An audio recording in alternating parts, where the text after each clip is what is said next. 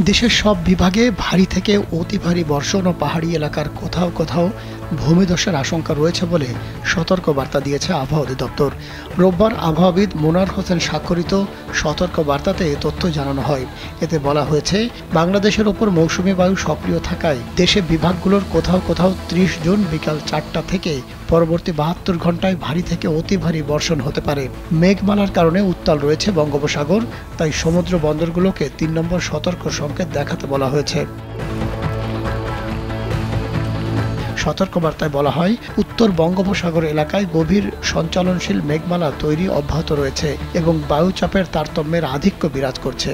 তাই চট্টগ্রাম, মোংলা এবং সমুদ্র পায়রা বন্দরকে 3 নম্বর স্থানীয় সতর্ক সংকেত দেখিয়ে যেতে বলা হয়েছে। 1 মিনিটে নগদ ইসলামিক অ্যাকাউন্ট খুলতে ডায়াল করুন *167#। সেই সঙ্গে উত্তর বঙ্গোপসাগরে অবস্থানরত মাছ ধরার নৌকা ও ট্রলারগুলোকে পরবর্তী নির্দেশ না দেওয়া পর্যন্ত উপকূলের কাছাকাছি থেকে সাবধানে চলাচল করতে বলা হয়েছে। এছাড়া ভারী বর্ষণের কারণে চট্টগ্রাম ও সিলেট বিভাগের পাহাড়ি এলাকার কোথাও কোথাও ভূমিধসের শঙ্কা রয়েছে।